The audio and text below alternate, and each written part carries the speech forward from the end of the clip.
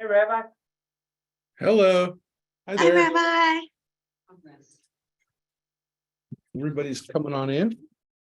Hello, Hi, welcome. I did good.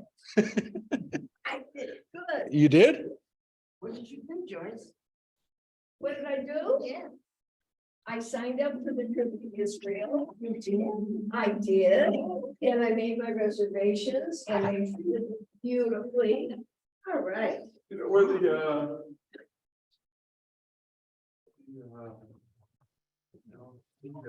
for their music sheet. Oh, the stands? Yeah. Music stands? Yeah, I'll get them. You gotta scoot over. Yeah, they could They're see in me. the. See me, God forbid. They're in that off. They're in our AV room. They're in the AV room. Good evening, everybody. Good evening. Good evening. Welcome. Prayers for my daughter Debbie in Detroit. She's in ICU. Oh, absolutely. Yeah. All right, we're definitely praying for Debbie in Detroit right now. Yes. We've got David and Cheryl with us. They're here. Can they hear us yet? Can you hear us, guys? We Oh, can. yeah. We can. Yeah. We're here. Hi, Joy. Hi, Cheryl. Hi, David. Hi, Joyce. Debbie's in the hospital, but she's out of danger. Did you hear me? Yes. Thank you. You're welcome. I just hung up with Ray. Ray. Ray. So, Hag Sameach, everybody. Happy Sukkot. Harvey wanted to know whether we were still going to have class tonight because of the Dodger game. As John Stolman reminds me all the time, they don't care about you, the players. They're not going to stop their game for Torah study, right? So. No, they lose, go back to their mansions. Yeah. Yes, I saw the first 3 innings, Mike. I saw the legend of Kershaw's horrible playoffs continues. Yeah. So that is the Dodger report, but I appreciate everybody coming online. And I was at the game last night, so there you go. There you go. It's not like I don't care. Didn't interfere with the holiday, and so I went. I did, but I felt better after I took an Advil. So I told people yesterday, I kind of admitted yesterday morning, I did not feel great after my, Don't say why.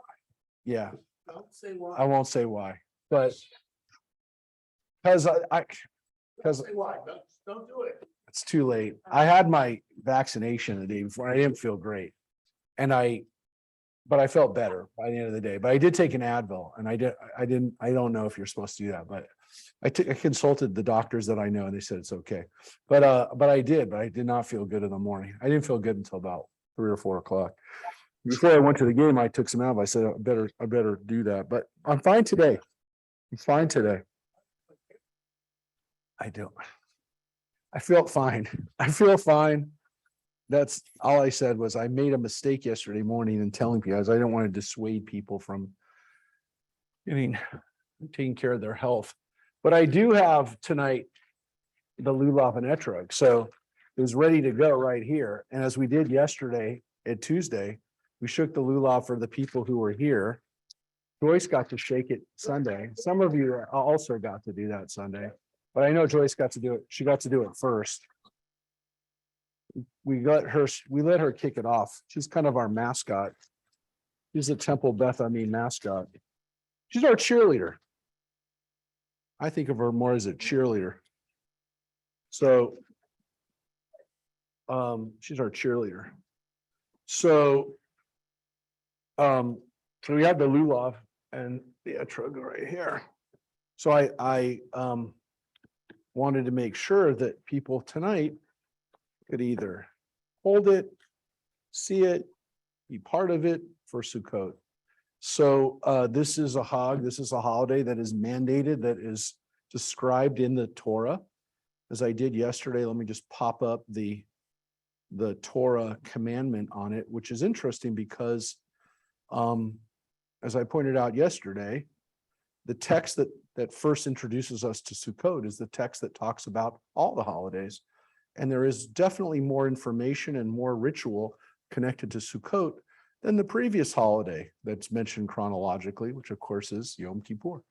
Because our ancestors had Yom Kippur, but they also had a chance to let me share this up on the screen. They had a chance to celebrate holidays. In some cases,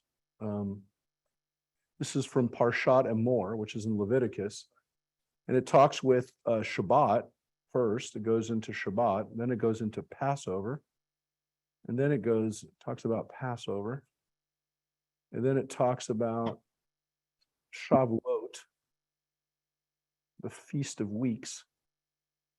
And then it talks about, that's all Shavuot. It's all the way down to there.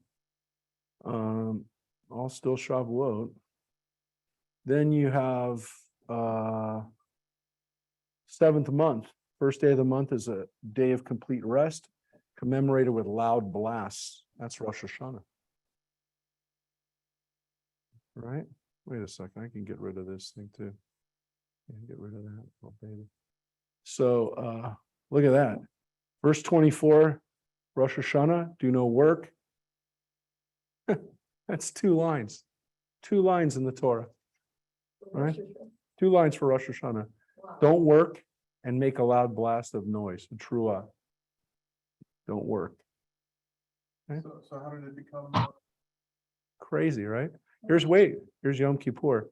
Yom Kippur's got a little bit more. It's got self-denial, bring an offering. Oh, that one, by the way, also I don't want to say that. This is offering too. Yeah. Not working, offering, that's sacrifice, right? And then complete rest. This one, self-denial, bring an offering, do no work, Day of Atonement. Expiation is made on your behalf, which seems to imply there's not a whole lot you can do about it because it's being done on your behalf by the priest. It's pretty strict, though. People who do not do self-denial will be cut off from their kin, right? And whoever works on that day, I will cause them to perish. So the Torah is pretty strict about Yom Kippur, which is my guess to answer John's question. How did it get so serious? It's probably that line, which scares people, right? So the other ones don't usually say, if you don't do it, you're going to get cut off. And so Yom Kippur kind of becomes that holiday that people get kind of scared about. It still says do no work and then a complete rest, self-denial from the nighttime until the next day. So it doesn't elaborate what self-denial is, but the Talmud does. The Talmud says no food, no drink, no washing or baking, no sex. And that's Yom Kippur. So those verses from essentially, again, from 26, or if you want to say 27, where it actually says it, those 5 verses are Yom Kippur. So in 2,500 years, I'm assuming, right? Uh-huh. The head rabbis, the head priests, Yeah. they created the ceremonies. Yeah. And the songs. Yeah. And then it just has Yep. grown out of that. Yep. And then do you have, as a rabbi of a congregation, you have leeway? I mean, obviously, some of the services were shortened this year. Yeah. I So, remember. yeah. So a lot of synagogues did during COVID. And so Reform, Conservative, and even Orthodox synagogues found ways to cut down a little bit. Why? Well, they had to for COVID, during COVID time, because they wanted to make it watchable. But now what we are left with was kind of the expectation that it will be that long. So we definitely cut things down. You know, I used to start from the premise that if you cut something out, you better have a good reason to cut it out. I've kind of come back to this understanding that let's look at what's meaningful for people and let's work from there. Because as John, I think is kind of alluding to, the traditions developed over time. Oh, by the way, let me share on Facebook. Yeah, I didn't do the Facebook. Thanks. The stuff I thought maybe you were in the bathroom. So we have we have traditions that we've accumulated over time, and who knows, maybe other traditions will be part of our lives in the future that we can't even imagine. So I don't know. I mean, maybe we've given more opportunity. The important thing is that Yom Kippur has become a day that is more than just self-denial. It's become more than having expiation done on your behalf. We now do it on our behalf to some extent. And so, it's become a holiday where we really think more about self-improvement. We've started thinking about, maybe because we think more about it, we think more about who we are and what we're doing to keep ourselves from not only transgressing or sinning, but really how do we keep ourselves from being our best selves. So I think we're more aware of it. We're more aware of psychology now. We're more aware of human, what we can do with ourselves, whether you're a Freudian or whether you're a whatever. I mean, the reality is that we know that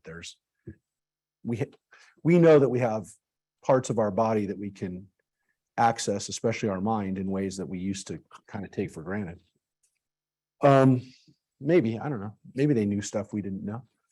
Anyways, they didn't talk about it though. We do. But let's look at Sukkot, because Sukkot now has, I just closed down I closed down the wrong window. Here.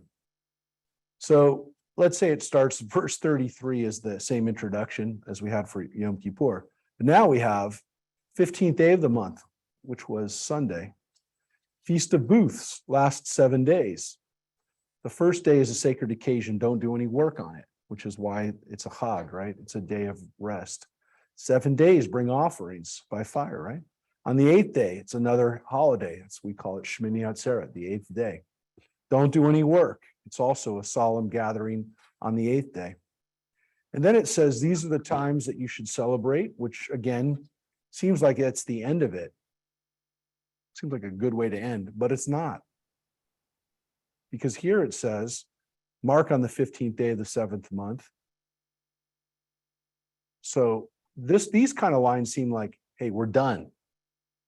But then here we have, so here it says, mark on the 15th day of the 7th month. Up here it said, on the 15th day of the 7th month, it shall be a feast of booths, right? Which translates here as tabernacles or whatever.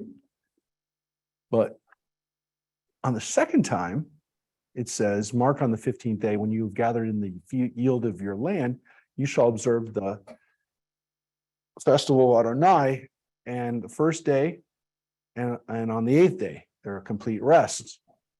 And then we get into this tradition of this, the lulav. On the first day, you shall take the product of the hadar trees, the branches of the palm trees, the boughs of the leafy trees, and the willows of the brook, and you shall rejoice before before your God Adonai 7 days. So there's the lulav. And there it says, you shall live in booths for 7 days. All citizens in Israel shall live in booths. So there's the Sukkah, right? It says, you shall live in booths. Okay. Yashvu v'Sukkot. And there it actually tells you the reason why, in order that future generations may know that I made the Israelite people live in booths when I brought them out of the land of Egypt. I, your God, Adonai. So Moses set the set times of Adonai. So that's the end. That's where the holidays end. But you can see that it's almost like it stops and starts when it comes to Sukkot. But look at how many lines really are about Sukkot here, right? It starts kind of in verse, to go back, it ends in 44. But if you see, it starts in verse 34. So again, there's a couple verses that are kind of generic verses that talk about the holidays that aren't really there, but there's 10 verses there. Well, I just showed you. There's like 6 verses on Yom Kippur, 27 through, let's say 30, 27 through 32 is Yom Kippur, 6 verses. So there's a lot more about Sukkot. Well, you saw how many there was about Rosh Hashanah, right? Well, wait, Rosh Hashanah, you saw there were 2. 2 lines. So you'd never think that Rosh Hashanah would be the holiday that everybody celebrated. So Mike just said, well, what about Shavuot? Well, Shavuot, as you're going to see, since you asked, it's a good question. It's right here. I'll show it. It's a good question. Shavuot really is an outgrowth of Pesach. So if you look at Pesach, Pesach starts right here because the first part of it is Shabbat. The first few lines are Shabbat. And it says these are the set times. So these are the Moadeh. These are the festivals, right? So it says these are the set times. Well, let's look. Here it says it's in the first day of the month, the first month on the 14th day of the month, which is springtime, right? That's the Passover offering. And then it says on the 15th day of the month is Adonai's Feast of Unleavened. You shall eat. I just need a comment. In Leviticus, it seems like it's 2 different holidays. Sometimes. One that starts on the 14th and one that starts on the 15th. So I know we've talked about this before. There are other places. We read it in Exodus. It seems kind of like it's 2 separate holidays.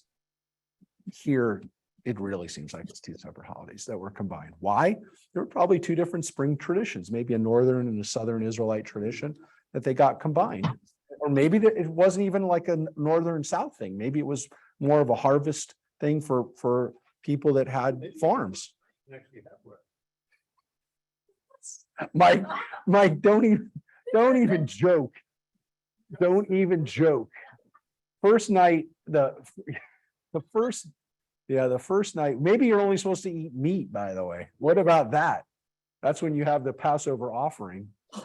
15, yeah, well, it says it only says for 1 day, maybe just that. Then look, then Pesach goes again, sacred occasion, you shall not work, offerings by fire. And then it goes into, so that's Passover, pretty much the way we have it. And then we have this kind of the harvest discussion. So here's where we get into Shavuot. And the thing that Mike knew, and you already knew this, Mike, was that there's this interesting long discussion about Shavuot, which seems to be connected to the harvest. And it seems as though that what we really do is we count out the grains for 7 weeks. And at the end of that 7 weeks, then we have a holiday again. And that's the 50th day. That's the holiday of Shavuot. So in reality, Shavuot and Passover, these kind of harvest holidays, and Shavuot, by the way, isn't named Shavuot here. It doesn't actually say Shavuot. No, but it goes all the way here. It actually goes all the way. Well, what is the word?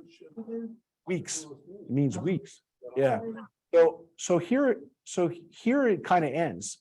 Verse 21 is kind of the end of the Shavuot discussion, the Passover Shavuot discussion, which is about bringing in your stuff. But I want to point out that it doesn't really say that it's just for Shavuot.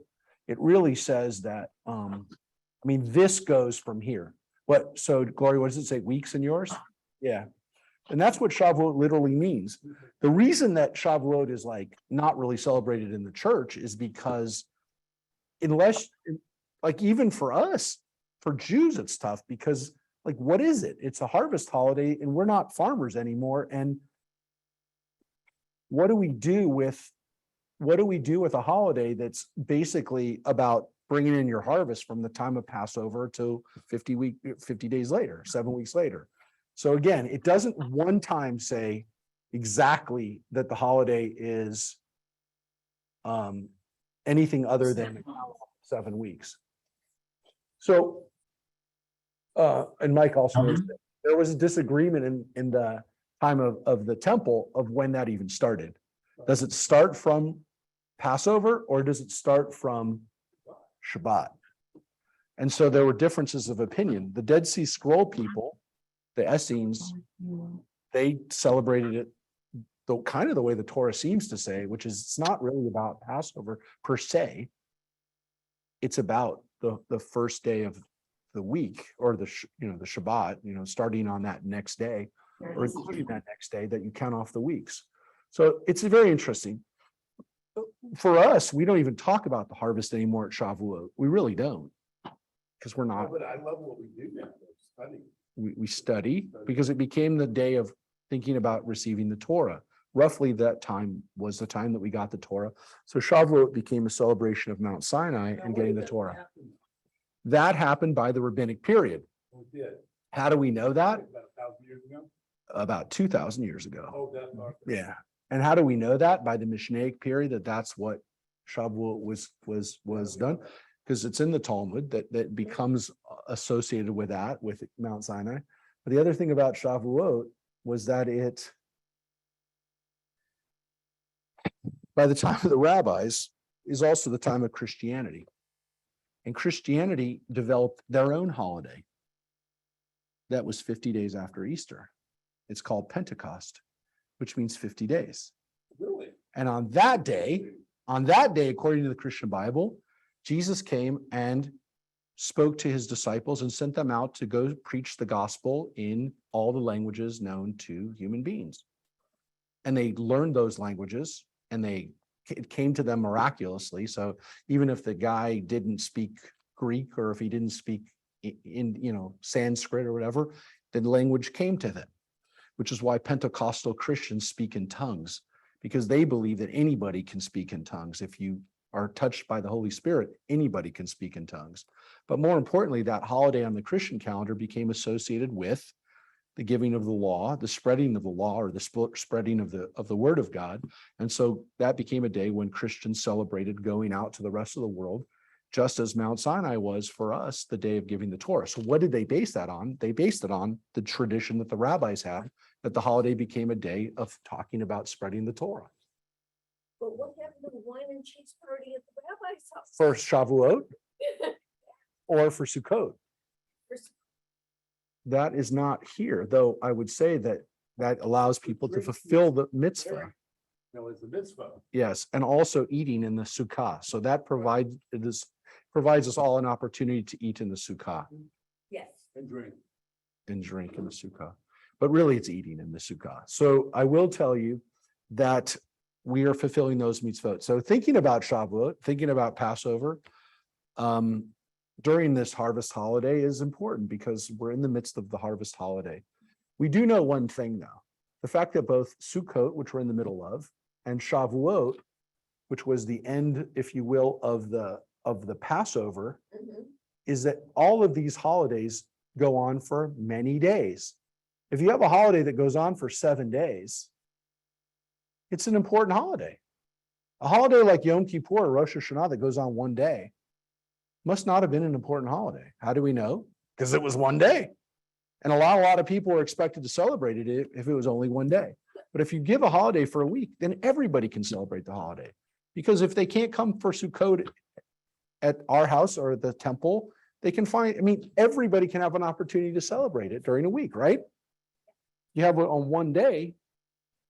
Even our ancestors would have a hard time sometimes getting to temple or getting to the temple. But if it was a week long, then everybody could get there. So think about it. If you see a holiday that goes down for a week, it was a pretty important holiday.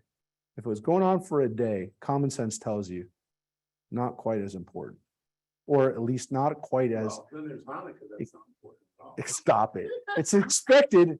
It's expected to happen. It's expected to happen. And since Mike just said Hanukkah, what's the most important connection to this time of year? The only reason we have Hanukkah for 8 days is because the Maccabees couldn't celebrate our holiday of Sukkot that year. That's right, you mentioned that. Yeah. How do we know that? Because the Maccabees said so. The Maccabees said that they couldn't celebrate Sukkot in the year 160, approximately of before the Common Era, during the time of the Greeks. They couldn't celebrate Sukkot because they were fighting. And so they told their citizens that we're going to celebrate it the day that we rededicated the temple, which was the 25th day of Kislev, the first night of Hanukkah. And so what did? They said, we're going to celebrate the 8 days of Sukkot now. And every year after that, we're going to celebrate it on the 25th of Kislev. They made their own holiday up, but they made their own Sukkot up. Now you're going to tell me, so why did you never know that story? I did. Because you heard me tell the story a bunch of times. The reason is because the Maccabees told that story. They freely told that story. The rabbis didn't tell that story. They told a story about oil lasting for 8 days Why? because they didn't want to talk about the Maccabees having the power to institute their own holiday. They weren't great people and they didn't like the Maccabees. They also, in all fairness, they didn't want people to fight like the Maccabees anymore. Because by the time the rabbis wrote 200 years later, 300 years later, 350 years later, they were fighting the Romans. And the Jews who ran around the world going, and I don't mean just Israel, the Jews in Alexandria, Egypt, the Jews in Rome for that matter, the Jews all around the world by that point, and there were Jews all over the world, were a constant problem for the Romans. And they occasionally would revolt against the Romans. The Romans put down an Alexandrian Jewish revolt where the Jews of Alexandria went on a rampage and killed their pagan neighbors. It's true. We know it. The Romans they couldn't put down Jewish problems because the Jews kept saying, you know how God helped us during the time of the Maccabees? God's going to do it again.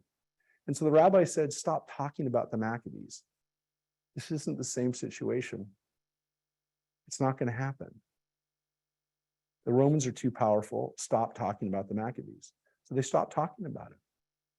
There's no discussion in the Talmud about the Maccabees, save one place. Save one place. And their way the rabbis talk about it is they ask the question, what is Hanukkah? How could they ask, what is Hanukkah? And that's in a tractate that deals with Shabbat. And it's in a tractate that it's in a part of the tractate that deals with how do you create a wick for a candle. And then they said, well, what about the candles of Hanukkah? That's it. Wow. They don't tell the story. I mean, they tell the story in a little bit. They say the Maccabees were fighting against the Greeks and they had to, that's it. They didn't talk about it. They have an entire tractate on Sukkot, meaning they have 200 pages about Sukkot. They have 200 pages about Shavuot. They have 900 pages about Passover. Not 900, but they have like 400 pages about Passover. They have nothing about Hanukkah except for a paragraph. They didn't want to talk about it. So yeah, they didn't talk about it and it wasn't a major Jewish holiday, but it was a Sukkot. Oh, Josephus had no issue with the Maccabees. Really? No, the Jews of the time, they lived 150, 200 years, afterwards, maybe they were starting to reappraise the Maccabees. But Josephus, remember, started out as a fighter. He started out as a Jewish general who liked fighting against, or he wanted to fight for his freedom. I don't want to say he wanted to fight against the Romans, but he bought into the idea that you should fight for freedom. Once he saw the power of the Romans, he said, this is bad. He eventually lived in Rome, but he didn't start off. He started off as a Jewish guy who fought against the Romans and got captured. So Josephus is a guy who was a witness to this stuff. He saw it go down and he saw how powerful the Romans are. And so he lived until about 85, 90 of the Common Era. So he lived over the time of Jesus, but he would have been a young boy during that time. He would have been a baby, like a 10-year-old, 10-year-old. John, you were going to say something for this. Yeah. Yeah. Probably one. What? The first question is about what time did the prophets Work. stop? Oh, Right. no, it's a good question. In other words, there would be a bunch of evidence during the Roman times. Yeah. With God and the prophets. It's a great question. So the rabbis basically said that by about 300 BCE, there are no more prophets. They don't. So it was not. It was way. What I could do. It was 200 or 300 years before Jesus that the Romans said. I mean, that the rabbi said, it doesn't exist anymore. Nobody can do this anymore. Yeah. So God either turned it over to us. God's not jumping in anymore. Now, how could they do that? Well, partly because they were like, seems like God is letting things play out now. Yeah, other planets to go to. God's not interfering anymore. That's what he was reminding with some of the prophets. I mean, they were just telling the priest or the king what they wanted to hear. You can make the yes, but you could also make the argument is there are no more kings. So once there are no more kings, who are the prophets even speaking to? They're speaking to the people. I mean, I know they're speaking to the people, but in reality, the prophets are really speaking power. They're speaking to power, right? They're speaking to the authority, right? The prophets really only exist when there's a king that they can run up to and go, you're screwing up. Because if the prophets know that the people are listening to them, but their whole goal is to kind of like counterbalance the kings, right? So they go to Nathan. Nathan goes to King David. Elijah goes to Ahab. They confront the kings. Once there's no more Jewish kings, once the Babylonians destroy the temple and there are no more kings, there is no more authority that the prophets can go and scream at, because there's no, like, who's really in charge? I mean, the people. Well, who's really in charge? Like, who's got the power? The Persians did, or the Greeks did, or the Romans did, but there's really nothing for the prophets to do. So then you go, well, what about what happened during Jesus's time? Well, the reality is there were a lot of people claiming to be prophets, which means there probably were people claiming to be prophets before, but like the authorities were saying, stop talking about it. There are no more prophets that are like Elijah. There are no more prophets like Isaiah anymore. There aren't prophets that God's putting words into their mouth anymore. There's no proof that there's like, I mean, you could always make the argument, what's the proof for the prophet? The prophet, you had to wait for the prophet almost had to die before it had to go so far in the future before you go, oh yeah, that prophet was right. That prophet was right. So you need to have enough time for the prophecy to be fulfilled. Look, that's part of the problem with why people had an issue with Jesus's prophecy in his own lifetime, because they said, well, it can't possibly be fulfilled in his own lifetime. Now, again, people then would say, but he wasn't a prophet. In the end, he was the Messiah. So it didn't really matter whether he was a prophet. He was part of God. So that whole argument kind of went out the window. But there probably were people there probably were Jews during Jesus's time that said, is this guy a prophet or not? Because they did have prophets. There were people walking around going that they were prophets. But the authorities, at least the rabbis or the priests, would say, stop talking to these people are crazy. Stop. God doesn't talk to us like that anymore. Why? Because who would even, it's not who would listen. The people are there, people hear, they should know what to do. But who makes them do anything anymore? Because there's no Jew that's an authority that can tell them, you've got to do this, you got to do that. There's no power anymore that a prophet could go to and say, you're doing it wrong. God's not happy with you. Because what's going to happen if a prophet does that to the Persian or to the Greek king? They're going to kill him. They're going to go, get out of here. So that happened. And again, if you ask the rabbis said, we didn't have to have prophecy anymore because there's the Torah. And if you don't know what to do, God's already told you what to do. So you don't need to have that anymore. We had the Torah ready, that one. The Torah is ready by that point. There's a good chunk of the Torah is there, including the prophets. So there were Bible books sitting there. And then by about the time of Jesus, people said, okay, but we have to agree, what are those books? Okay, that's what I thought. But they were there. It was just a question of, okay, that book is the Bible and that book isn't in the Bible. And that happened around the time of Christianity. And by the way, it probably happened because of Christianity. Because people said, are you sure that's a Jewish book? That seems to be veering off into something else. And I want to say, not just Christian stuff, Essenes and other groups of Jews who said, oh, this is what we read. And people would go, no, we don't read that book. That's not part of the canon, right? That's not part of the legitimate readings. And by the way, yes, you're going to say, when we found the Dead Sea Scrolls, we found some of those books, right? We found some of those books that we said, man, that's like the Bible, but it's not. Really? It's not in the Bible. Yeah, the book of Jubilees. We know the church kept the book of Jubilees. We didn't keep it, but the Essenes kept it. They thought it was part of their Bible. But the rabbis didn't think it was part of the Bible. Christians thought it was, they didn't put it part of the Bible, but they definitely kept it. They liked it. They didn't make it part of the Hebrew Bible. They couldn't go back. The Christians did one thing that was very interesting. They didn't put in books into our book that we didn't put in.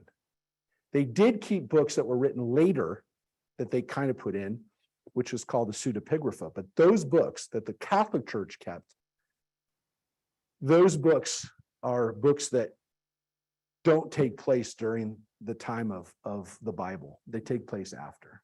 And so the church did keep, and they also kept other books that were not part of the Bible that we said, we're not going to read them anymore. One of those books, Book of the Maccabees. If the Christian church hadn't kept the Book of the Maccabees, we wouldn't have it. So thank God they kept it, because we didn't keep it. That's how bad the rabbis didn't want to talk about Hanukkah. They knew that the books, there's 4 books of the Maccabees. The rabbi said, we don't want any of those books. Keep all 4 of them. We're not keeping any of them. Didn't keep them. We kept one paragraph of the history. What? Yeah. But 150 years after, not Yeah, I know that. 500 years, not 1,000 years. It was 150 years. It's not that much. John, you were going to say something else. Oh, this is holidays. We're talking about holidays. The Maccabees is, Maccabees. Now you guys are saying that they weren't right. So come on, you really ruined my night. Well, the Maccabees should give you, look, the Maccabees, I will tell you that if you hadn't been born when you were born, you never would have known really about the Maccabees. The only reason why people started talking about the Maccabees in the last 60, 70 years, and it's not because of the Jewish Christmas. Like some people say it's because we wanted to have a Hanukkah celebration that rivaled Christmas. That's not the reason we started talking about the Maccabees. We started talking about the Maccabees because of Israel. Really? Yeah. And Israel rehabilitated the ability, our comfortability, our pride in Jewish strength, and actually saying that we can have an army. Because for 2,000 years, the rabbis told people, don't have an army. Because if you don't have an army, you don't get killed. You do get killed, by the way, but you just don't get your army wiped out. You don't lose your homeland. You don't have major wars. Yeah, but clearly it doesn't stop you from being killed. Right. And the Holocaust proved that. So Jews stopped saying, well, we can get by without having an army. And so once Israel was established, people started feeling comfortable about it. And Israel did a lot to rehabilitate that, including celebrating Hanukkah on a national level. Because our ancestors, our grandparents and great-grandparents did nothing for Hanukkah. They lit a Hanukkah menorah. They lit a Hanukkah menorah, and that was it. They didn't give gifts, maybe, but he probably got some coins. He got some coins. He got some coins. I don't even think he got chocolate. He got coins probably. That was it. His grandparents, grandfather. But there was no No, it was no big deal. discussion about it. And you go back, and by the way, your father was born at least when Israel was being reestablished. So you could say, well, he was born before 1940, fine. But already by the 1920s, you had the Maccabeah, you had Jewish people competing in sports, you had Jewish people talking about establishing Israel back to the 1890s. You had Jewish soldiers training in the land of Israel. It wasn't officially Israel yet, but you had Jews that were literally fighting Arabs for their survival. His father was the elder at the synagogue. Yes. So it's not exactly 1948 where Jews start to feel comfortable about talking about being strong and being able to defend themselves, but it's not until probably 48, and then people would argue even until 67, where Jews start saying, are you kidding me? If you even look at us wrong, we're gonna attack you. Because that's what happened in 67. You're gonna cut off, the Straits of Tiran. We're gonna attack you. I just talked to somebody, we had this guy that came to the wine and cheese Shai, who fought in the Shalom Lagalil, the Lebanese, the war that Israel had in Lebanon. So he's a little bit older than me, and he fought in the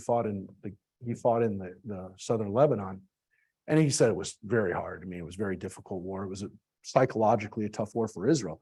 But this is the guy who's in his 60s who's actually dealt with not just Jewish survival, but the ramifications of Jews saying, what are the limits for our involvement in war?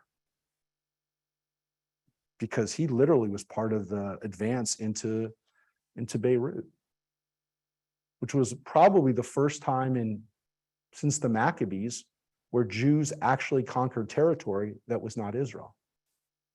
Think about that. In 1981 or so, the first time since because the Maccabees did that. The Maccabees during their time did exactly what King David and King Solomon and some King Ahab and some of the other kings we did. They went into war and they went into other parts of nearby countries and said, that's part of our country. Maybe it was part of our country 10 years ago. Maybe King David had it. Maybe it's just adjacent to our land and you need to get out of that. It was the first time that Israel, when Israel went in 1982, they said, you know what? For our safety, we're gonna create a buffer zone, which is gonna it's the first time in 2,000 years that Jews literally sat in another country and said, with our army, we're gonna. Now again, I'm not saying it was right. I'm not making a judgment about it. I'm just stating a fact that 2,000 years it took for Jews to actually say, we're not only going to protect ourselves in our land, we're going to go into another land and do it. And you could also make the argument we did that in Entebbe when we went in and rescued Jewish hostages that were taken in Uganda by the PLO. And that's when the phrase preemptive strike became popular. It also was the idea that Jews would be protected by Israel wherever they were. Yeah, John, I don't take it that far, but I will tell you that Israel has negotiated for the release of, I wouldn't say Jews, but Israelis that were held. You might be problematic. You're a Marine, so you might have to call on the services of the United States. No, because there are Americans who've been held overseas. We had people that were held. We have a person who was held in Cuba. We have a person that was held in Iran that died in captivity. The guy in Cuba ended up being released, but it wasn't Israel that got those American Jews out or tried to get them out. And we had American Jews that were killed by ISIS. Daniel Pearl's birthday was yesterday. But Israel will get Israeli citizens who've been captured. They have negotiated and given up terrorists that they've had in order to get Israelis out of hostage situations. So they have, even in weird ways in South America and places where Israelis have been taken hostage. And it doesn't seem like they were there on Mossad missions. So Israel has protected its citizens when they've been, I don't know what to say other than they take it seriously in Israel. So I don't know how we got on that subject, but with that, no, it's always important to learn. Who would like to take the lulav up for today? Because if you haven't yet, they were there yesterday. Everybody was there?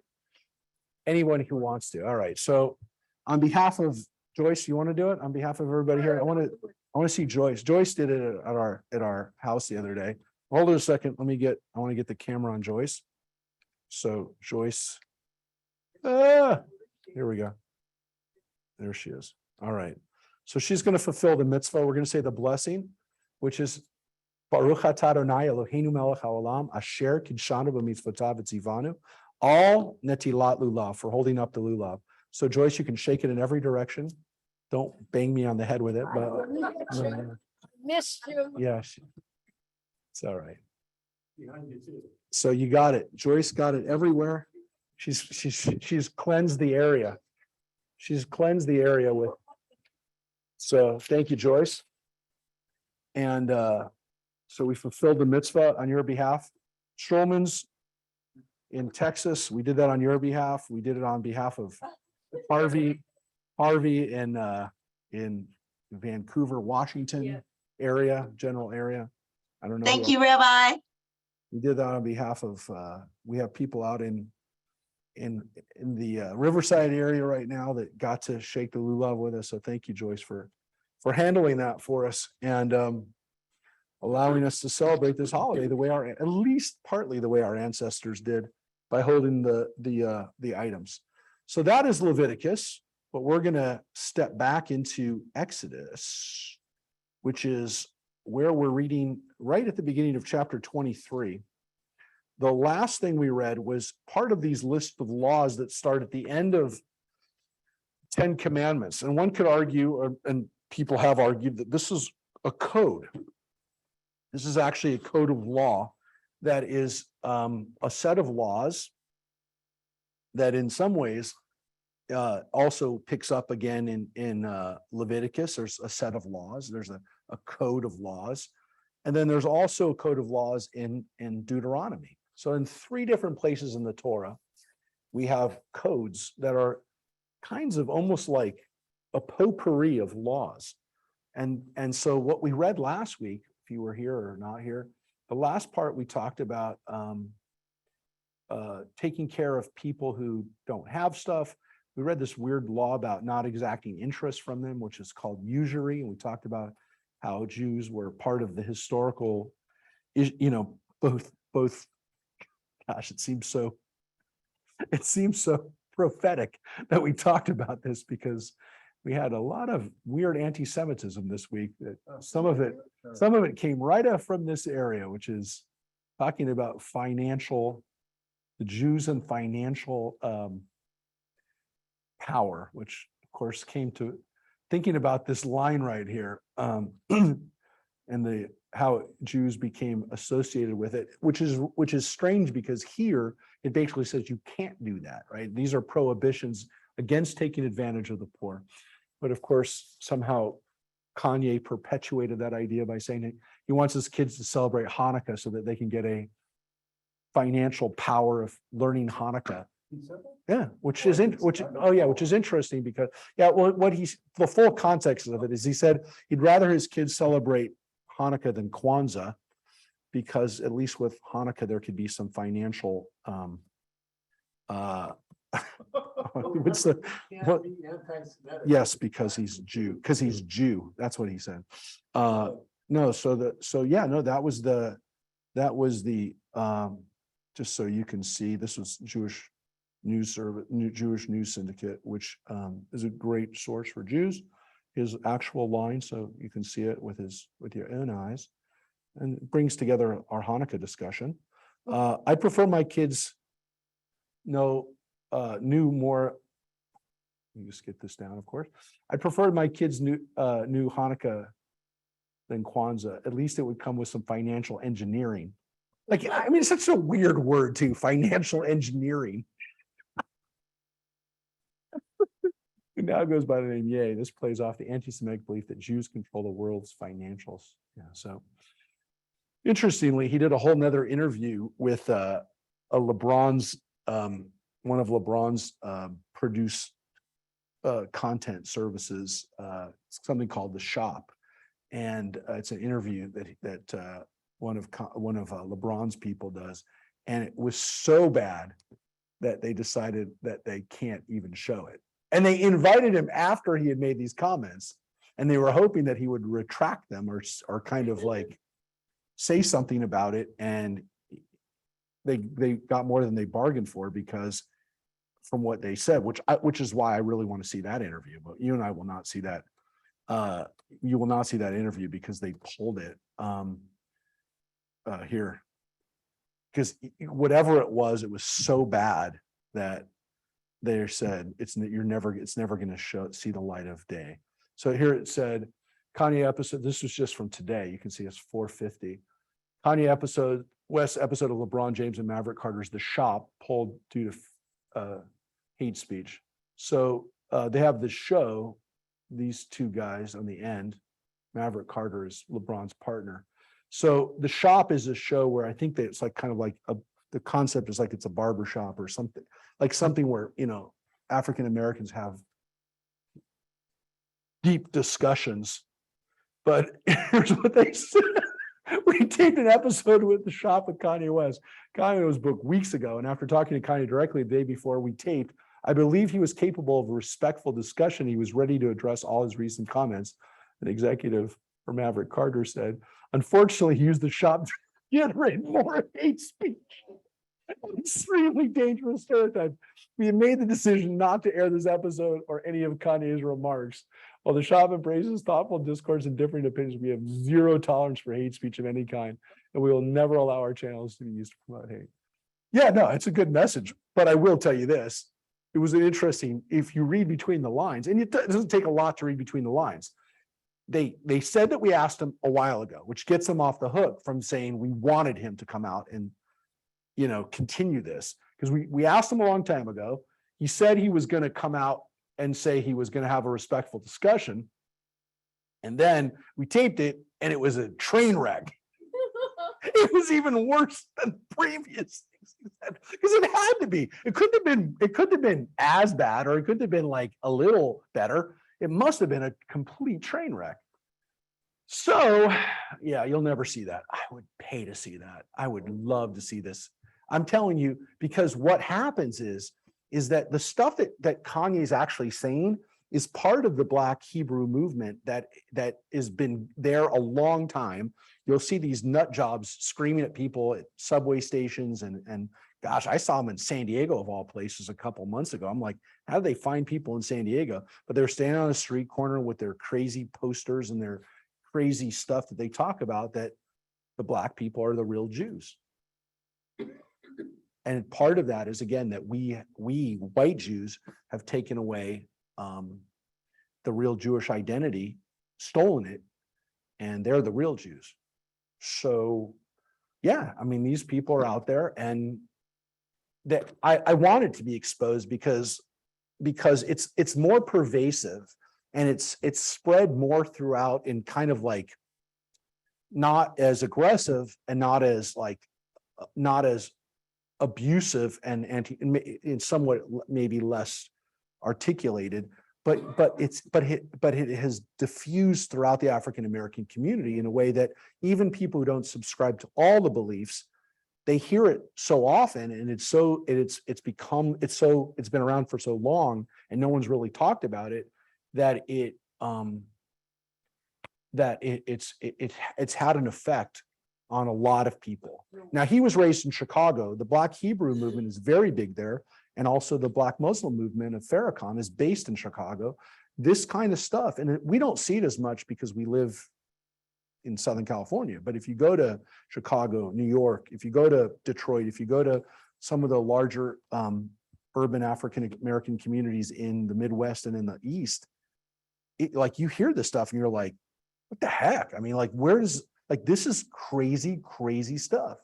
But it does matter. And we had some shootings a couple of years ago in New Jersey of killings of Jews that were murdered by Black Hebrews who had, been indoctrinated into this kind of stuff. So it actually has happened. Like you said in that email that you responded back to me, this is all tolerated by, everybody, the media and everybody else. Whereas, when there's a racist comment at the, in LA, whatever, she had to step down. Yeah. Whereas when there's anti-Semitic going on, what do they do to West? Oh, he's terrible, but nothing else happens. We don't know about these Black Jews. It's never in the media. Yeah. Well, again, because it is the last tolerated form of anti-Semitic of racism. I mean, people are saying it, but I don't see a lot of people. I don't see a lot of work being done. And again, people don't realize how pervasive it is. And unfortunately, in some, not all African-American communities, but in some African-American communities, this stuff is very pervasive. I'll just show you one thing. So this is, so on December 18th, a man with a machete attacked several Orthodox Jewish people during Hanukkah celebrations in Muncie. that his journals included what appeared to be references to Black Hebrews. That was like a couple years ago. So, yeah, that was just before, yeah, it was just before the, just before that. So, you know, they've been there. So, yeah, so that was the one in December 28th, but this is the one that I was going to show you. 2 people who expressed interest in Black Hebrew Israelite movement were killed in a shootout with police after killing the police detective at Bayview Cemetery, and 3 people at the JC Kosher supermarket in Jersey City. Jewish co-owner of the store and employing a Jewish shopper. Authorities treated the incident as domestic terror. Right? An African-American rabbi, Capers Funia, who also happens to be a cousin of Michelle Obama, had been a rabbi for 26 years. Really? Yeah. In Chicago, condemned the attack and said that his community was gripped by sadness over the heinous attack. He also criticized media reports by saying it was unfortunate media used the term Black Hebrew Israelite without distinction, as if the group is one size fits all. So, yeah, he didn't like the fact that this was, you know, not all Black Hebrew Israelites, but this group here, his group is a Jewish group. This group is a group. So he's a convert. Yeah. What was the group that Barack Obama went to that? There were people. So bad. There were people who were influenced. His church was a church, but it was influenced. It was influenced by this Black Hebrew Israelite stuff. Oh, So yeah, you know, it's a problem because in some places, again, it's very pervasive and we don't talk about it. So again, another tangent, but it's a really important one because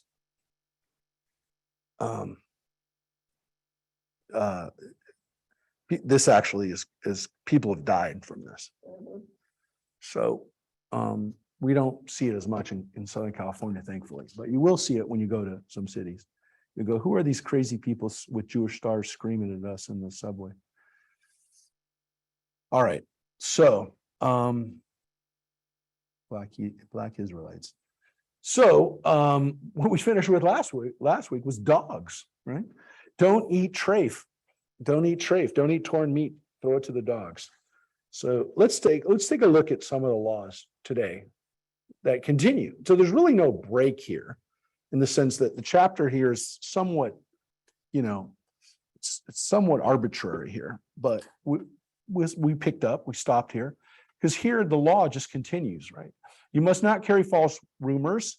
You shall not join hands with guilty to act as a malicious witness, which kind of builds on this idea of not testifying falsely. Also, it says here, though, you're not supposed to carry false rumors. You're not supposed to spread false rumors. So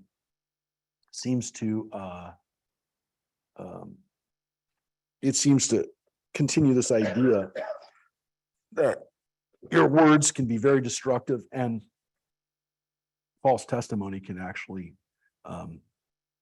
kill people. This next one is interesting law when we look at the other law. It says, you shall neither side with the mighty to do wrong. You shall not give perverse testimony in a dispute so as to pervert it in favor of the mighty. Well, that makes sense, right? You can't, the translation here might be mighty, or it could be the multitude. I actually like multitude here better as the translation. Glory, what does yours say there? crowd.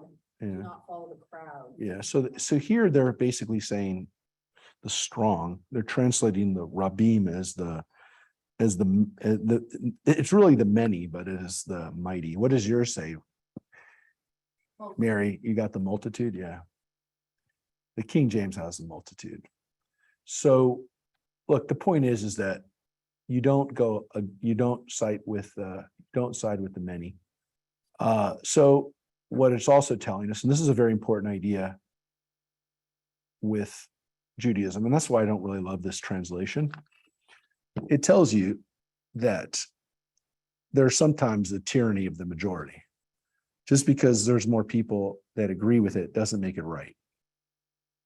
And that's kind of obscured by that translation, which it seems as though it's about the power source rather than the fact that there's a problem that, people go along with the crowd. And sometimes the crowd's wrong. So that's an important law that we have. The rabbis took that seriously, which is why I mentioned yesterday that if the rabbis have a lesson in their texts about witnesses, that if 400 people come and tell you one thing and one person tells you the other thing, you don't say that that last thing is wrong. You investigate it. You have to see whether it's the truth or not, because it's actually suspicious if 400 people tell you one thing and one person tells you the other, and nobody wants to, hear what the other person's saying.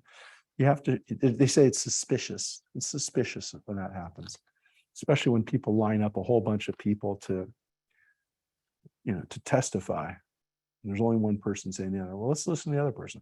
But here's another thing, as I said, you got to look at the other text here too, which is why they kind of went with the mighty, because it says, nor shall you show deference to a poor person in a dispute, which is a really interesting idea. And it's one that's going to bother some people, which is that you're not allowed to take a poor person's side just because they're poor. Now, some people don't like this because it doesn't seem compassionate, but it's basically saying if the truth is the truth, it doesn't matter if the person's poor. You don't compensate for their lack of truth by saying, well, we got to cut them a break because they're poor. Now, Joyce is laughing about this because she's seen this in her own lifetime, how our system is devolved into, the justice system's devolved into literally telling people, hey, look, we have to cut them a break. They were poor. They had no choice. They were born into poverty, or they were, they committed a crime because, they were socially, economically marginalized, and that's a justification for committing a crime. It's definitely used as a way of kind of allowing for people to say, gosh, man, I sound like a complete racist tonight, but that's what happens when people literally are put into a position where they're saying, but you're defending people solely because they're poor, not because they're right. And that's what the Torah says you can't do. And it's telling us this because people, especially those of us who try to be compassionate, we want to help people who are poor. We want to help people who have less, but that doesn't mean that they're right in a dispute. So just because two people come to you and one of them's rich and one of them's poor, and the rich person is right, has a justifiable, ownership issue, let's say, or a justifiable claim in court that this other person stole from them. You don't say, well, sorry, you're rich and you have to give them this. Horses doesn't work that way. Your standing economically doesn't determine, the truth. So yeah, there are people who don't subscribe to that in this country and at all levels of criminal justice. But it was the rabbi's job 2,500 years ago, right, to interpret this. Up until 200 years ago, it was a rabbi's job to interpret what this, how this flew out. But one thing that they couldn't do is look at a poor person and say, let's cut them a break. Couldn't do it. Not when it came to the truth. I mean, cutting them a break, the Torah talks about taking care of the poor people all the time, but not when it comes to justice. You don't look at a person and go, well, got to cut them a break.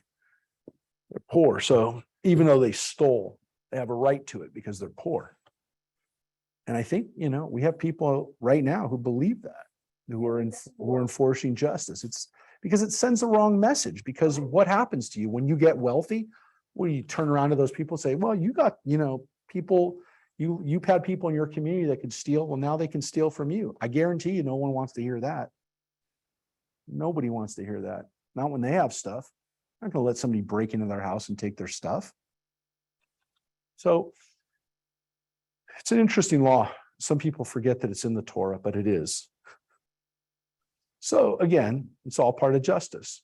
When you encounter your enemy's ox or ass wandering, you must take it back When you see the ass of your enemy lying under its burden and would refrain from raising it, you must nevertheless help raise it. So this is a law which has to do with, again, returning property to people.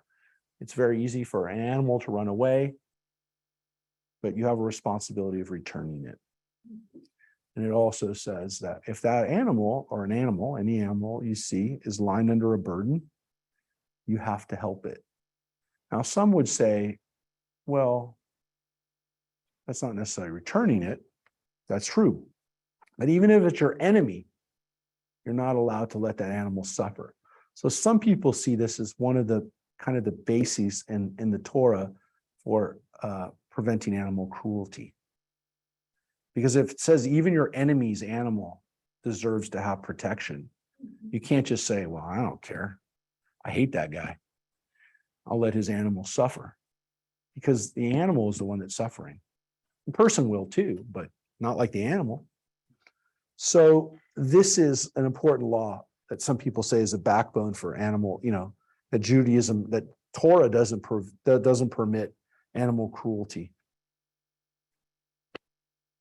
One of the laws. Now, it's kind of the counter to the other one. You shall not subvert the rights of the needy in their disputes. So you don't take advantage of the needy in their disputes. So you don't come into on their behalf. Let me just make sure it's the same word in both. Nah, it's not quite the same word. What's your translation, Glory, have for subvert the rights of the needy? To not deny justice to your poor people in their lawsuits. Yeah. Yeah, it's probably a more literal translation. Yeah, this word definitely has more of a poor. And what is the one in verse 3 have? Deference to the what? What do they translate? Do not show favoritism to a poor man in his lawsuit. Well, that's interesting that they translated both of them as poor, because it is a different word in Hebrew. This one's definitely more, I think, more of the poor person. I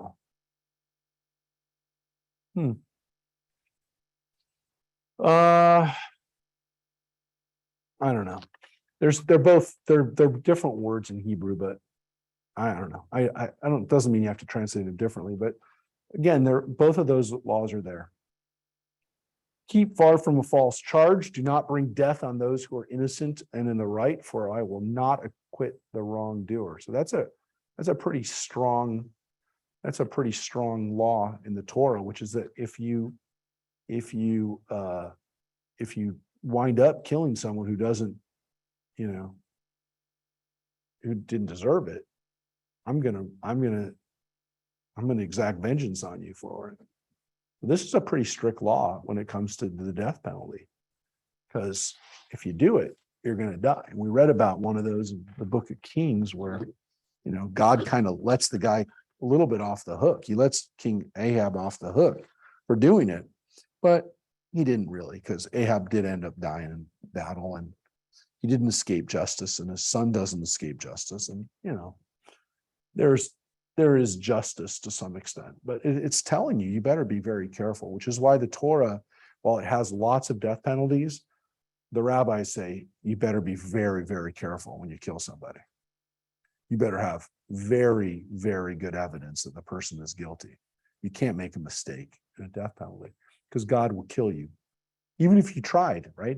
I did my best to try to find the answers. Well, based on this, if you screw up and execute somebody innocent, it's going to be bad, because you're going to die. So that's why the rabbis say by the time of the rabbinic period, by the time of around Jesus, they said the courts did not execute people very frequently. They said once every 7 years. Some people said once every 70 years, but you get the idea that they didn't do it a lot. They didn't execute people.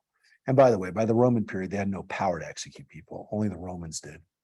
So I don't know. You go figure it out. It's not a power I want to have ever, which is deciding whether somebody should be executed. It seems like a whole very big problem for someone. for a person to decide. And of course, we don't have one person decide anymore. We have a jury. All right.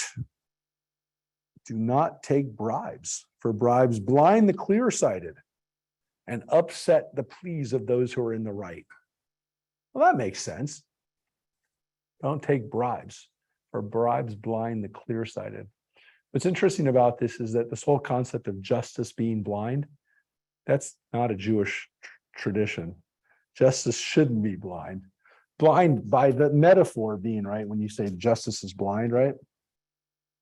You're saying that justice doesn't pay attention to things that aren't important or that are not relevant. But Judaism doesn't see it that way. Justice needs to always be clear-sighted. It needs to always be able to see everything. And so bribes blind. So here it's basically, so you see the statues of the blind justice, right? Holding the scales. That's not a Jewish image, because our judges need to have glasses on, and they need to be holding like glory. They need to be holding the magnifying glass to be able to see everything. You got to be able to see everything. You can't have any problem in seeing the truth. You shall not oppress the stranger, for you know the feelings of the stranger, having yourselves been strangers in the land of Egypt. So that's an important law, which again, taking care of the poor, right? You're not oppressing them. You're not taking advantage of strangers and people who aren't citizens in your country, because you know what it's like to be on that side. And the Torah reminds us of that. So we still are reminded of that. That's one of the reasons why we're not supposed to take advantage of people who are not citizens. Israel, by the way, has a problem with that, by the way. They've tried to keep people who are illegally there out of the country, but it's not always so easy. So Israel's had a problem, enforcing this. Because on one hand, they don't want to be oppressing those people, but on the other hand, if those people find their way into Israel illegally, how do they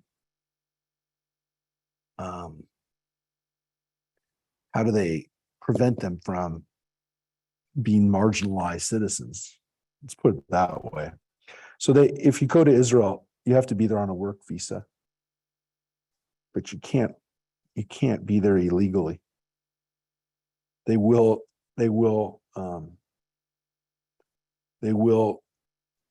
remove those people from the country. Do you think you hear this section quoted a bit more current? Yeah, because it is problematic from the standpoint of what do you do once their people are here? Because once they're here, the Torah basically says you have to treat them with dignity, and you have to make sure you're not oppressing them. You have to treat them okay. Now, here's an interesting law, which is the law of Shemitah, the law that we are celebrating this year that just came to an end at Rosh Hashanah.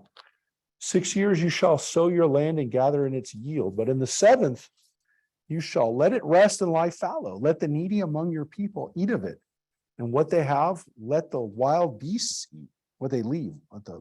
You shall do the same with your vineyards and your olive groves. So this is the law of Shemitah, of allowing the land, and here's the word, tish metena, which is let it lie fallow.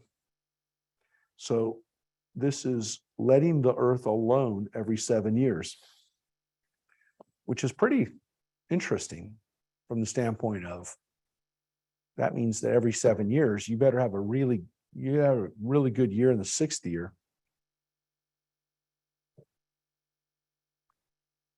Because you have to save up for the next year. So this only applies to produce that's made in the land of Israel. So if you're a Jewish farmer and you don't live in Israel, if you live in California, for example, you don't have to follow this law. This is only for the land of Israel. Israel just commemorated this law this year. This last year was a Shemitah year. 2021 to 22 was a Shemitah year. So you had to allow your place the rest. There are limits to that, right? Which is that if the land isn't owned by, if the land is in Palestinian territory, it was not, they didn't have to be like that. So they do import crops from Palestinian territories and Arab territories and other places nearby. There also are farms that don't follow this in Israel. The problem is if they don't follow it, they're not kosher. You can't get kosher certification. This is less of an issue now in Israel because Israel doesn't rely on agricultural produce like it did 30 years ago, 40 years ago, 50 years ago, when every kibbutz was had its own farm thing going on. Israel doesn't make money from that anymore. They're making money from high tech and from electronics and from coding and from everything else that makes it a high tech nation.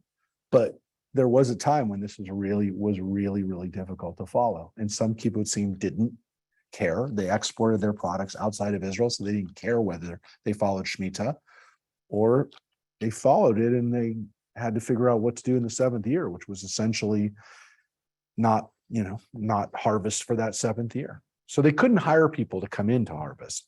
It's the land that gets to rest. Now, before you go, well, that's pretty hard to do, understand that crop rotation is now part of every farm. The Jewish people just understood it. The Torah told them that. God told them they had to do it 3,000 years ago. So we've been doing it for a very long time. The issue is that you let the whole land rest, which is really excessive. Because most people, when they do crop rotation, they just leave part of their field every 7 years alone. They don't leave the whole farm. They have part of it that they harvest they divide it into 7 essentially, and they say every 7th year, I'll leave this part alone. Some people, do it even more. They allow, depending on their crops, they know how long they have to leave the land alone for. But yeah, the land needs to have a time of not harvesting. Otherwise, create a dust bowl and it destroys topsoil and it takes years to recover. So it's a Shabbat of the land. Because 6 years, and then on the 7th year, you leave it alone. And it says when you leave it alone, you actually leave it alone. So it doesn't stop growing. It's just not being stressed as much, and the stuff is falling onto the ground, and it's creating topsoil. And wild beasts are eating it, and they're creating, they're leaving behind some poop and other stuff to get nitrates back into the soil. And poor people can come along and pick the stuff off. So your crops are going to be just fine.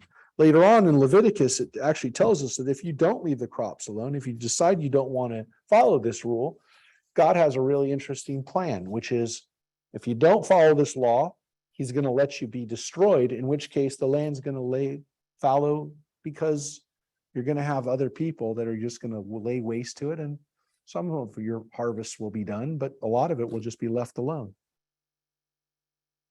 because you won't be there to harvest it.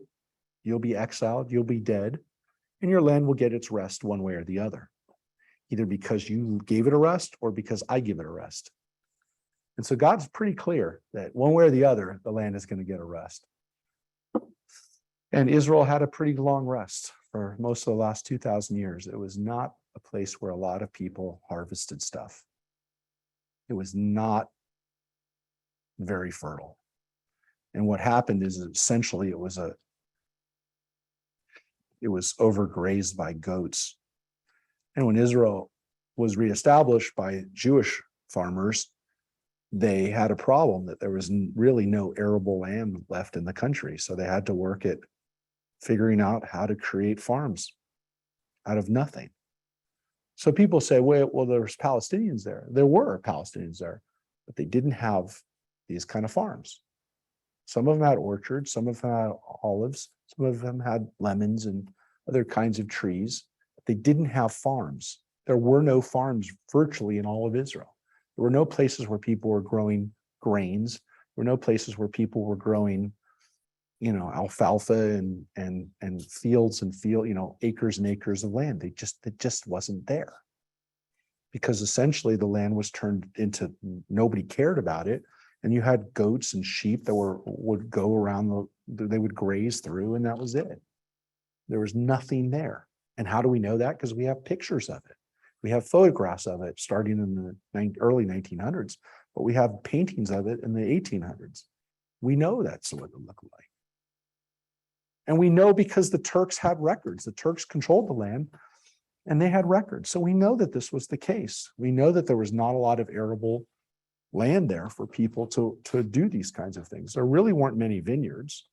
The first vineyards were really established by Jewish immigrants who came there in the 1800s. That's partly because Muslims don't drink alcohol, but there weren't vineyards. All of those things are there now.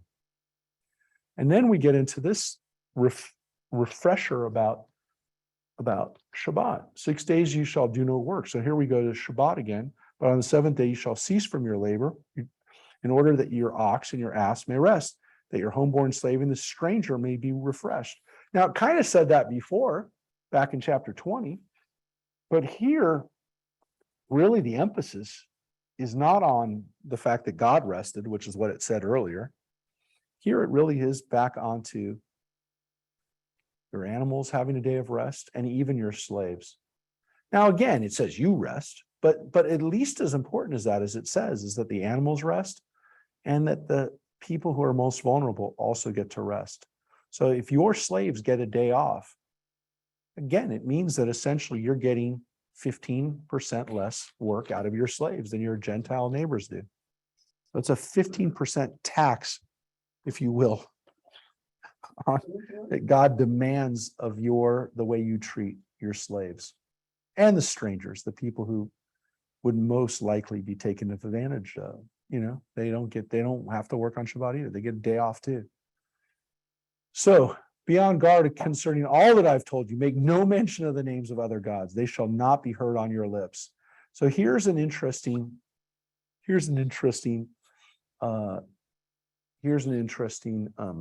mention of idolatry, but it's not very long. It's not like it was earlier on in chapter 20. But here it says, make no mention of the other names. So don't even talk about other gods, which is why some Jews don't talk about other gods.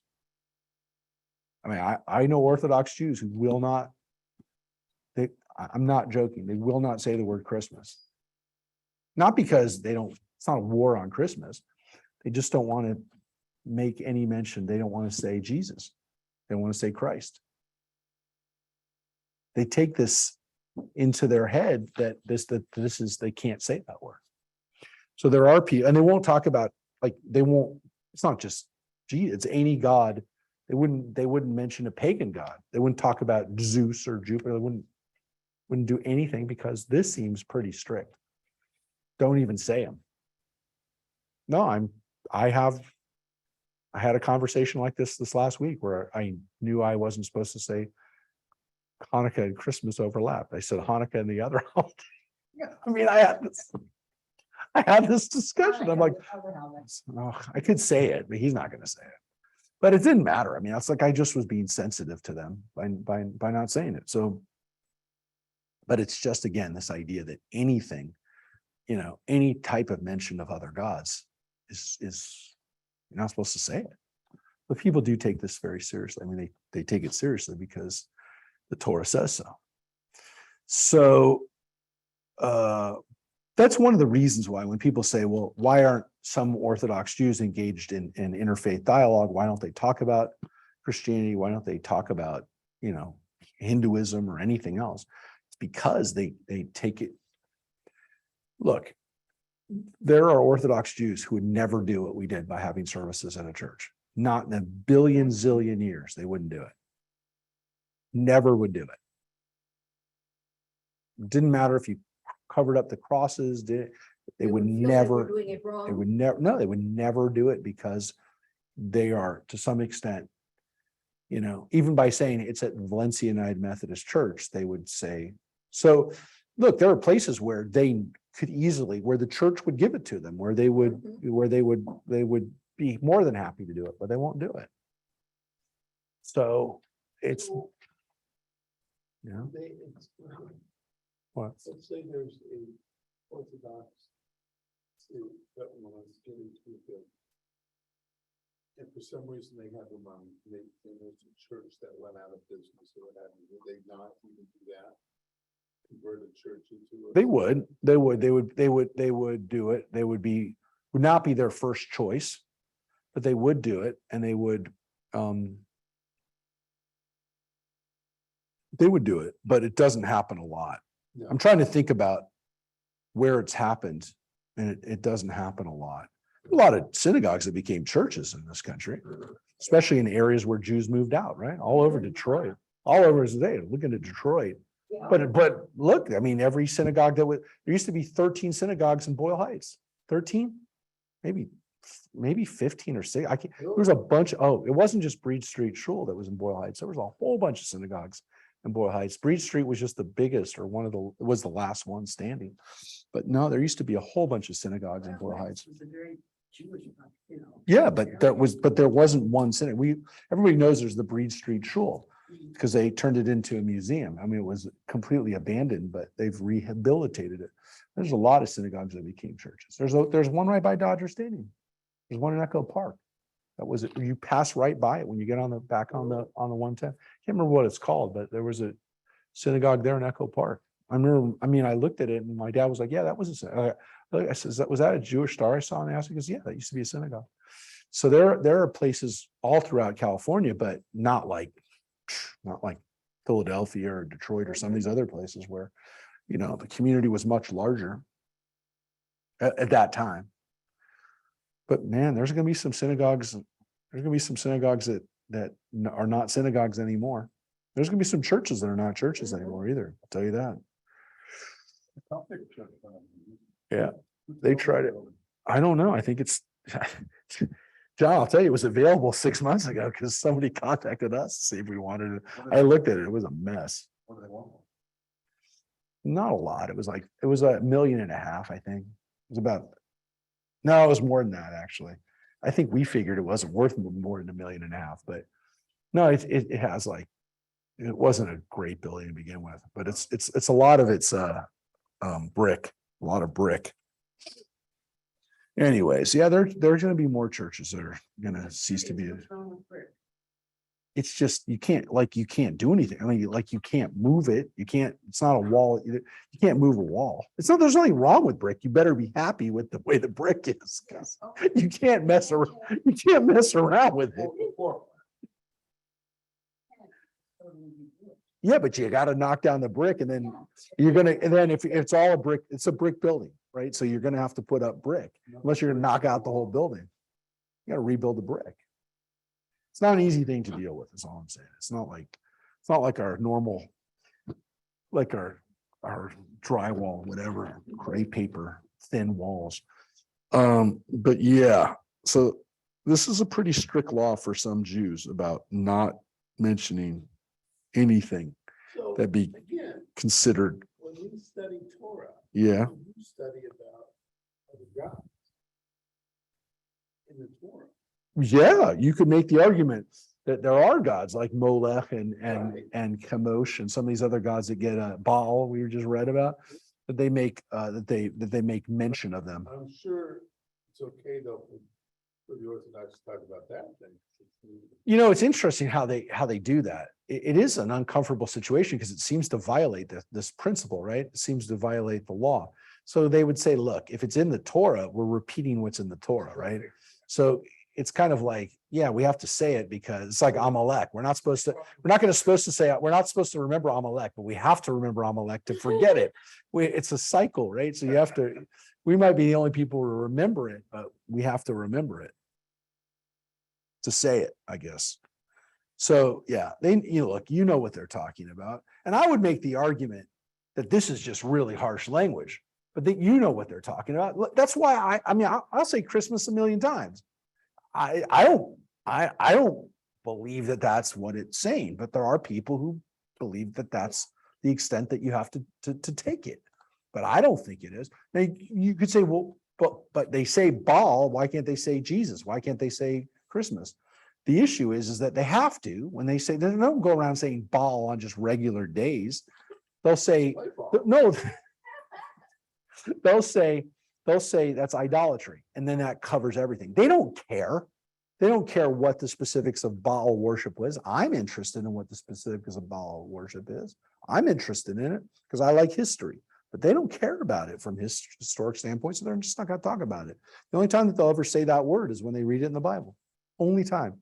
They won't just go, oh, and by the way, we mentioned Baal. Because if you see the way that even the rabbis in the Talmud would say, they would call it the abomination, or they would call it the filthy whatever. They don't talk about it. They don't mention it. Very rarely. Occasionally the rabbis will let one slip, and I'm like, oh, I know what that is. I know that that's mercury, or I'll know. And I look for them because I think it's kind of funny that they occasionally let it slip because they're trying not to talk about it. But obviously, sometimes it's really obvious who they're talking about. But they don't, like, they'll talk about Aphrodite, but they really won't talk about Aphrodite, but I know who they're talking about. But they won't do it. And so they really don't. They'll use other words for it. And they did that 2,000 years ago, and they still do it today. There are Jews who still do it today. They take it seriously. So here's the festivals. And this is interesting because we just read about them in Leviticus. But now you're going to say, well, why did you show us Leviticus? And why didn't you just wait until we get to here? Because you'll see. 3 times a year you shall hold a festival for me. So here, by the way, if you notice, and why we showed you the other one, because if you looked at this one, where the heck is Rosh Hashanah and Yom Kippur? It's not even there. These are not the 3 festivals. Here's what it says.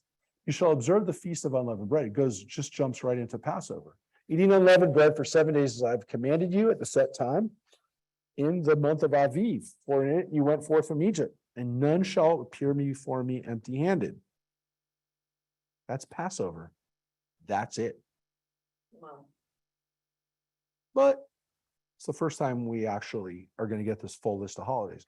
We already read about Passover. We read about it at the very beginning of Exodus when we read about in chapter 12 about the first Passover. So we've read Passover, but now Passover was the first, because at that time it was the beginning of the year. yeah. Though interestingly, it doesn't say that here. Notice here it's a little different. Yeah, we saw it in Leviticus. It said in the first month. Here it says in the month of Aviv, which I just want to say what the note here says. Yeah, it says 13. Yeah, because up there it doesn't say Aviv. So Aviv means spring, but here it actually says Chodesh HaAviv, the month of spring, the month maybe where spring began. What does your translation say, Glory? The month, Verse 15. the month of spring. Celebrate the feast of unleavened bread for 7 days. Eat bread made without yeast. In verse 15, does it say? It doesn't say Chodesh HaAviv. It doesn't say the month of Aviv or the month of. Oh, yes, do this at the appointed time in the month of Aviv, Okay, or in that month. so they translated that. Let me guess. The King James says spring. Oh, it says? Interesting. Yeah. So it is springtime, but it doesn't say the first month in this one. I'm not saying that is any significance other than that doesn't say that, but it does say, again, connected to leaving Egypt. Then it says, and the feast of the harvest of the first fruits of your work, of what you sow in the field, that's Shavuot. And that's all it calls it. It calls it the feast of the harvest. And here it's called Hag Hagatzir, the harvest holiday. So it doesn't even call it Shavuot here. And it doesn't even say weeks. It just says it's the harvest holiday. By the way, here, if you notice, it doesn't actually say Passover. It says the Feast of Unleavened Bread. I'm only pointing these things out because you're now Torah experts, and I'm showing you that you know that this is here and it's not. It is missing. Because the focus on this, right, is about the harvest, right? Eating unleavened bread. Don't come before me empty-handed, which means you better have a sacrifice. Bring in your first feast of the harvest of what you sow in the field. And then the last is the feast of ingathering at the end of the year, when you gather in the results of your work from the field. Well, that is what we're doing right now, Sukkot. But here it says at the end of the year. Well, it's not the end of the year because we got a whole another 6 months before the next time that we come around to Passover. So it's 6 months. The holidays all fall in the springtime to the fall, right? It's those 6 months. So why does it say at the end of the year, right? It doesn't, it's not really at the end of the year. Is that what your translation says too, Glory? End of the year? At the end of the year. And that's true in the King James? Maybe we're trying to be about harvesting. That's the end of the year for that. It is, absolutely. Yeah. What does yours say though, Mary? Yeah. So it's not the end of the year, but it's at the end of the harvest year. It's at the end of your year of harvesting. It's the second harvest. No, this is, you'd say, even though it says the second harvest, this is really the third harvest. The first harvest is Passover, the second harvest is the Feast of the Harvest, and the last is the Feast of the Ingathering. So what we can say is that there is an aspect of these holidays that are harvest holidays, that are harvest holidays. They're not just holidays they're not just holidays of history. They're not holidays of sacrifices. They are festivals for me. And in Hebrew, it says Shalosh Regalim. So those are 3 regalim, mean feet and legs, My which is footnotes- why it says, what does yours say, Glory? well, my footnotes do say end of the agricultural. Cultural year, yeah. Which begin in the fall. Yes, so it only makes sense from that. But what is it? How does it translate Shalosh Regalim? 3 pilgrimages? For verse 14, what does it say? Already know. 3 times a year, you are to celebrate a festival to me. Okay, so same thing. What does yours say? Mary, what's yours? You shall keep the feast. Okay, so Like the feast. yeah, these are pilgrimage festivals. These are holidays where you get to the temple. You get to my temple. Now, this, in a way, if you think about it, this is the earliest commandment for the holidays. Now, I showed you the other one because I wanted you to see where by the time of Leviticus, or by the time we get to Leviticus, you get a much more detailed explanation. But you can see right here, at least in the Exodus, the key thing is to have a festival to God and don't come without the stuff. You bring the stuff every time. It's not sacrifices, Oh. it's offerings. And the Oh. difference is that means that the priests get to have the stuff. Got it. It's not burned up, it's given to the priests. What are they doing? Eat it Eat it. and sell it and live off of it and Right. whatever they had. Their stipend. Yep. Yep. Which means that at least at this time, which again, when was it written? We don't know. Is this an earliest form of it? Is it a different form of it? Is it what at least some people thought of the holidays?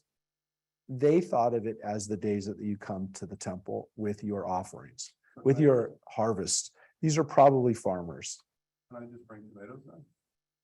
I guess, if that's your good stuff, the results of the work of your field, if that's what you got, if that's what you got. That's all. If that's all you got. But your first fruits here are supposed to be at least, the stuff that you first brought in. This stuff, it doesn't really say what you come with at that one. The Feast of Unleavened Bread, it just says, Remember the priests and the Levites, they're not farming, so they need the food. yeah, they need it. Well, here's what it says. 3 times a year, your males shall appear before the sovereign Adonai. So it says that this is what you do. Now, what's interesting is that it's basically telling you that you went to synagogue 3 times a year. I'm not joking. It's actually saying that you came before God 3 times a year. Now, it doesn't mean you prayed 3 times a year. It just means that you went to temple 3 times a year. So when people tell me today they only go to temple 3 times a year, I'm like, well, pretty much doing what your ancestors, pretty much do what your ancestors did. The difference is that your ancestors prayed probably a lot more than you did. And the other thing is that they only really knew how they were doing 3 times a year when they harvested. more than that, how you're doing. You know more than that, what you should be thankful for, and you know more than that. That, and we knew more than that, because by the time we get to the end of the Torah, we also have these other holidays. But we know how well we're doing. You don't have to figure it out 3 times a year. Our ancestors really didn't know how they were doing until they brought in the harvest. They really didn't. Financially. Right. I'm not healthy. Well, that's why they probably prayed for other stuff the rest of the time. But the farmers, at least, they didn't really know, except for those times. So, look, you got to come. You got to come with your offerings those days. So here it says, don't offer the blood of my sacrifice with anything leavened. And the fat of my festal offerings or festal offerings shall not be left lying until morning. So it's saying right here that when you offer up sacrifices, you use unleavened bread for it. So there was not just matzah for Passover, but for the offerings. So God likes matzah. I don't. I give it all to God, right? But matzah is what God sees as pure bread, is the stuff that does not have leavening in it. Don't. The choice fruits of your soil you shall bring to the house of your God. So there you go, John. Your choice fruits. And tomatoes are a fruit. Yeah, but your choice fruits, you got to bring good tomatoes. You can't just bring rotten tomatoes. And mango, that's in my garden. Wow. You. I only have lemon. I think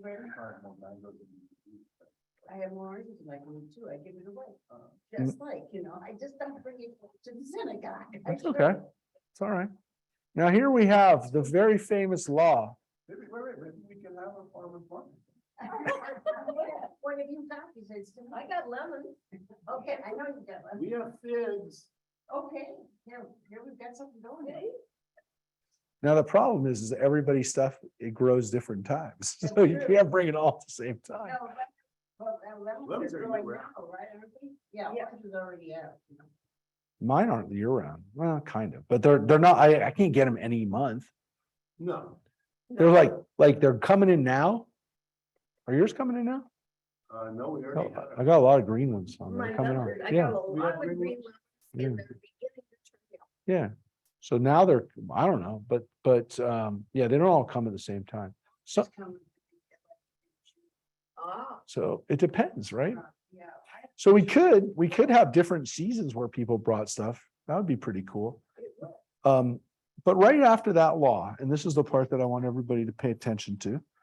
One of the last things, well, we're read a little bit more. That too, is the garden. Yeah, we missed Harvey's garden. It's true. He had a really nice garden, Harvey. Harvey, have you planted anything in Washington and Sharon? He's there. Oh, he's right there. He's not there, but he's there. Harvey, come back on.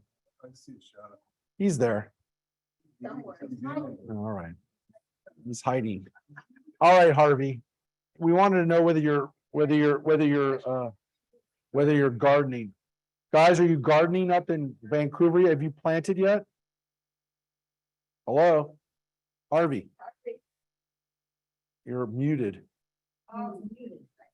We Harvey. have 3 blueberries. We had 8 tomato plants. For next year, we have a 5-way cherry tree, a 6-way apple tree, and a Honeycrisp apple for next year. Yeah, but how many years is it going to take for these fruits to grow? 2. Oh.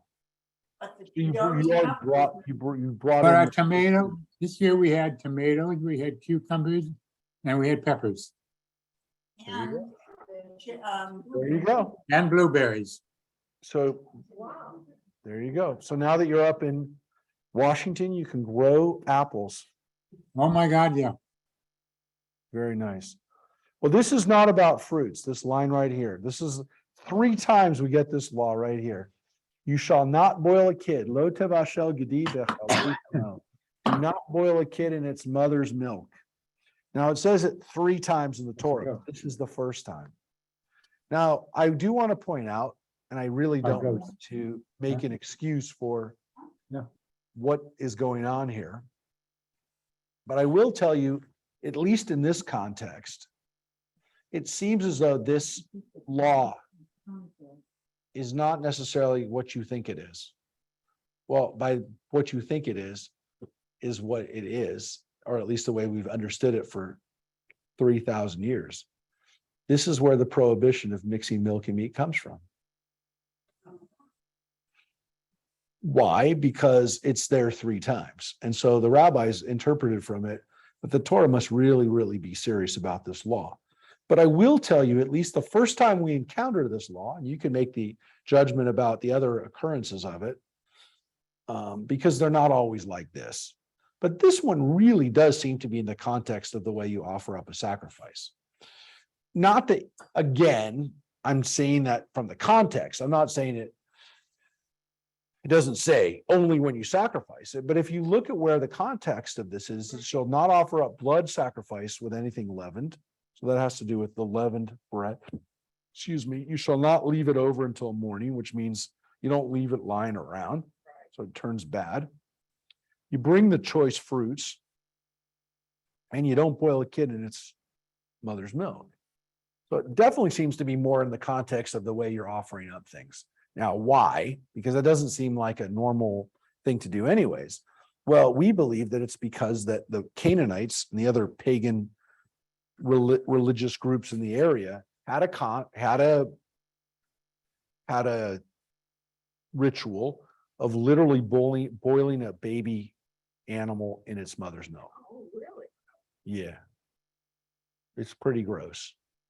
Really gross.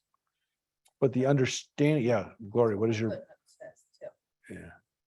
So look, we stamped out the practice. We thought it was not good. Now, I would say we think it's not good because we understand that even though we are allowed to eat meat, the Bible never says we're not supposed to eat meat. It does say there are limits to what we do to animals. So we've seen a theme today. You don't let an animal suffer under its burden. You don't let an animal work on Shabbat. Right. And you don't do this because this seems abhorrent. And they didn't just not think it was abhorrent to some extent. They thought it was holy. They thought that their God wanted that. Their gods wanted that kind of offering. It's very, very, to me, and to us, probably by our standards, we see it to be very barbaric. Which is, it seems to be turning life on its head, which is, we're understanding that milk that is the fruit, that is the life source for a baby, we're turning it into its death, killing it with it. Yeah. So it seems like a perversion of this concept of life. They must have had a reason to do it. They must have thought that perhaps it's the way of affirming that our God is essentially eating or taking in the reverse of the life. In a sense, the baby is exiting back to God. I don't want to justify it. I'm just telling you that anthropologically, there are rituals which kind of are reverses of the actions that happen. I'm trying to think if you know of any. Well, think about it. But there are things that we do sometimes to kind of reverse something. And so by boiling in its milk, it's almost like we're sending it back to God. I mean, that's the theory behind it. Look, I mean, there were people that ate their enemies because they thought that it would give them their strength. Right. I mean, I'm not, these are things that people did. They had reasons for it. They didn't do it because they didn't think it had, they thought it did something. They thought it was efficacious. I mean, they didn't just do it because they thought they were being barbaric. They thought they actually would give them good success. So again, this is the basis for not having milk and meat together. There are people who would say, but this seems pretty specific. What are you going to say? Joanne, yeah. I was gonna say, I always thought we didn't eat milk and meat because milk would curdle and could spoil. Torah doesn't say that. There are people who say that it's just it's not good for your digestion. Yeah. I don't know. Look, this is why some people say it says nothing about In-N-Out Burger here. They don't do that there. So it doesn't say that. So people would say, is it really a prohibition? And then people also said, but what about chicken and what about chicken and dairy, right? Shouldn't be a problem. Chicken isn't an animal that has milk. So why can't you have chicken and dairy together? You can have fish and dairy, right? Because fish is considered para. Fish isn't meat or milk, right? So you can have lox and cream cheese, right? So why can't you have a cheeseburger? So this was a big issue for people for a long time, was that people didn't want to violate this law of having milk and meat together. Now, if you think, well, okay, we're not going to have a cheeseburger, there are people who also say, well, I had one today. It was delicious at the Habit. The Habit has delicious cheeseburgers now with an Impossible patty. I think they're delicious. I probably eat way too much. But the reality is there are people who wouldn't go to Impossible because it's cooked on a grill that's made with other meat, right?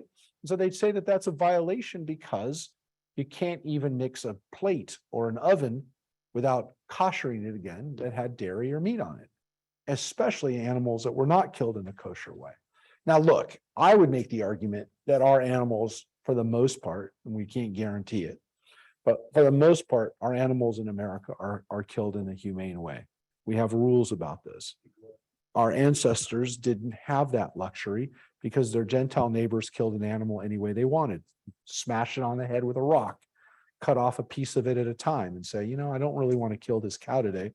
I don't have a refrigerator. They didn't have refrigerators, Joanne. Idea, that sounds just. So that's what they did. They cut off a little piece, put some tar on it and let the animal walk away. So the law was based on compassion for animals, obviously.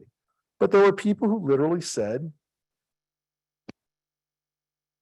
look, we take this. But they dried meat. They had salt. Yeah. They had salt. They had ways to preserve. Yeah, but they couldn't preserve. If you killed a cow, you could preserve it. Well, it's not just that. Once you kill the animal, it's dead. It's dead. But once you kill the animal, it's dead. But here's the problem. You kill the cow, you salt the cow, you put it away. The reality is that it's still, you've got to use, there's some parts of the meat that don't cure very well. I don't want to get into it because I don't even care about this anymore. But there's part of the animal that you can't, there's part of the animals you can't cure. And the other thing is that you better be able to keep it in a way that is going to not go bad, because you and I know that we can salt things today. We can also measure for bacteria. They had no way of measuring for bacteria. Did I tell you it was my father-in-law that developed the fast Yeah. frozen process? Yeah, the freezing. And patented it. And he was afraid that if he kept the patent, the rest of the country would have bad meat. So he gave it to the meat packing. Lee's father or your Lee's father. Lee's father, Harry Shulman, developed the fast freeze process, and then he gave it to the meat packing world and never got royalties on it because he wanted the whole country to have the fast frozen process so their meat wouldn't spoil and people wouldn't get sick. Wow. There you go. David and Cheryl, that is part of your history. That's your inheritance. Gone. That's your part. That's Could Harry have- Shulman. Could have had all that money. No. Seriously. He gave it away. So, yeah, people did have to care about what they were eating, because if they ate bad meat, they died. They died. So this is a way to keep animals from hurting us after they die. It's a good way to, and they knew that.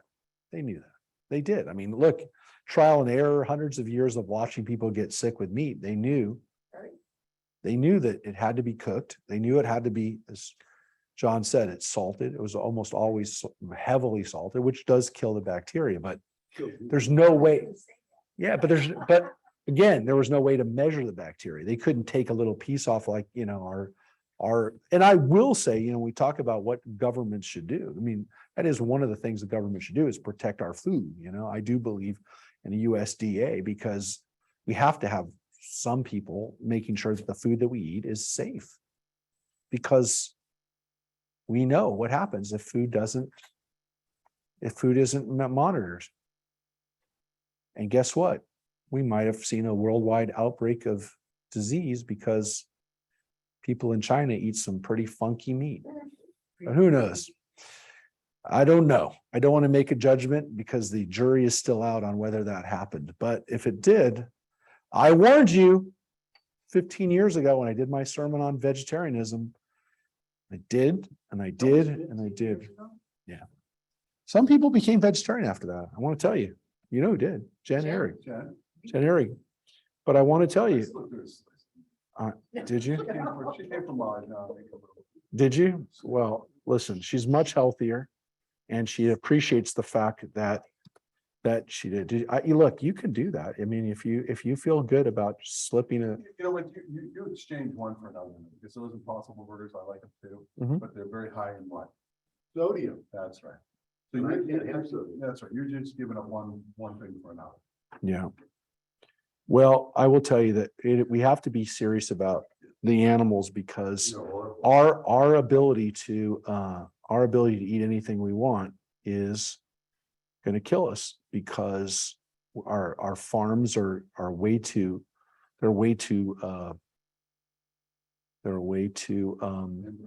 yeah. So I will just show you just as we go out here today. This was shared by me. I want to say We're not going to the butcher. I'm prophetic 12 years ago.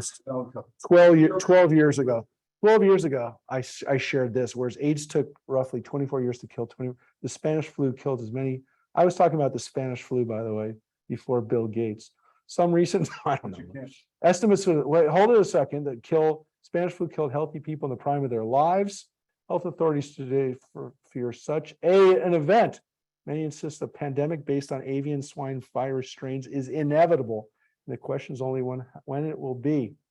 Said another pandemic is inevitable. Scientists don't know. And this pandemic will be born and spread fast through a system where animals are killed. And now I will only tell you this. Bill Gates got that from me. Yeah. So there you go. There you go. This pandemic will be born and spread fast through a system where animals. Well, I was a little wrong about that, but I was right about the pandemic. No, you called it avian. Pigs are going to get mad, and chickens will get mad if you call it the avian and swine. No, but in all seriousness, I mean, this is a problem that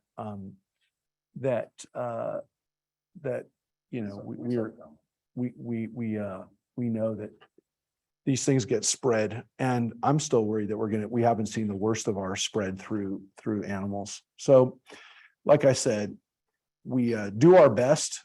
We do our best, but and we do have a lot of protections. I will say, our country does a really good job of protecting. Get through this. All right, guys.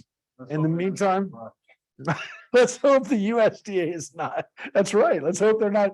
John just brought it all together. Let's make sure the USDA is not taking bribes. No, it's true. It's true. It's true. So if you want to play Mahjong tomorrow, you get to be in the Sukkot again tomorrow. John and Gloria are going to be there for Sukkot. Joanne, are you going to be Mahjonging?